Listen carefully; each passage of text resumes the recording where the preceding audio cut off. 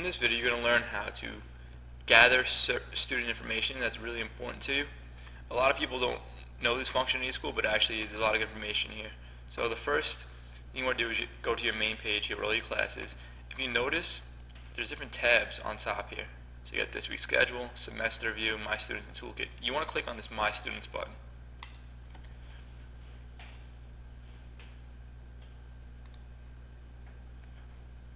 When you do that, a list of all your students come up. These are all my kids, and then notice it stops at N here. If I want to see the rest of them, I have to click this next button, and it'll bring up the rest of my students. Also, you can search by class, just if you want to do one or two classes that you have, first, last name, middle, ID number. But what I really want to show you is that these red phones mean there's something odd about the parent dynamic or this family dynamic. So if you click on that, it's going to bring up this student contact page, and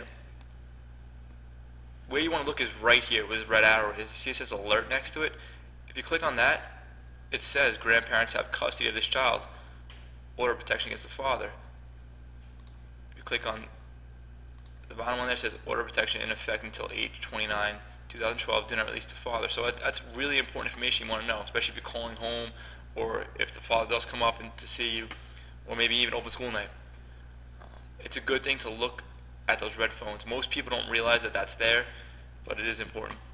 The next thing, staying on the same window, if you click on this button called the phone journal, instead of writing down every time you contact the parent, you can simply make a phone journal in eSchool. So for instance, if you click this new button, it will give you the date, type of phone call you made, and then the actual a message you could type in here. Just anything, you know, what you spoke to the parent, you left a message. So it's a great way to keep everything organized in one spot instead of having multiple notebooks full of student contact, parent contact information. So we'll close that page. The next thing I want to show you is still in this My Students tab. It's going to be in the Excessive Absences button. If you click on that, it brings up a list of dates. So I'm going to start of school. I click on the start of school. I click the last day we had school, which is September 27th. You click on that, and at Sachem East, we have an attendance policy. So if a student has more than 5 absences, you have to notify the parent.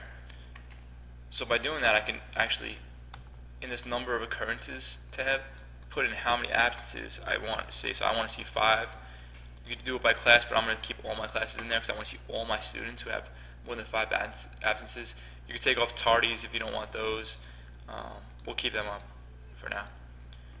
And you want to go right here. You can make this an Excel file. You can download it to your computer, or just hit this print button. It's not actually going to print anything yet. It's just going to make a report for you. So you click on the print, and you can see I have 2 students that have more than 5 absences. So if these students didn't make up the work, I would start putting in the paperwork for their attendance policy. And again, if you want the print, you would just hit send to the printer. We actually want you to take a picture of this page and send it to us via email. So we want to see that you can get a student list with a number of absences there. So please do that. We're not done with the video though. We're going to do another aspect of this. If you go back into your class list and click on any class, so I'll click on my honors class,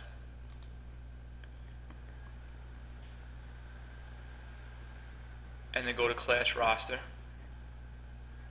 There's one more thing I want to show you about getting or gathering information on a student. So I'm just going to pick any kid here. I'll pick this kid Justin. You click on him, and all these tabs are up here. Again, look, here's the phone journal tab we showed you before. You can access it this way. I want to show you this one, XML runs. Click on that, and what this is actually a list of old report cards you get. So if you click on this tab right here, it says report cards, click on that, and we want to go back and see how this kid did last year.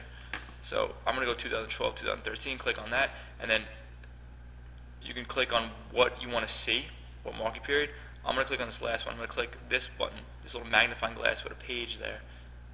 You click on that, and then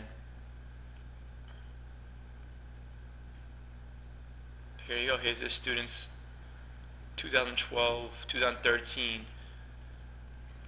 report card. It just gives all the marking periods there, what they got in the finals, what the comments they had.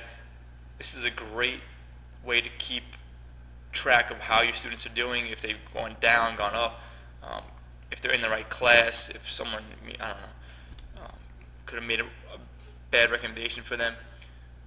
Instead of going to the guidance, you have it right here. So again, we want you to take another picture of this page now of one student report card that you have there and send that also. So you can send two things. You can send an attendance list with whatever amount of absences you want to put on there, and one student's report card from eSchool. And once you do that, you attach those two to an email, please, and send it to Mike and I. Thanks.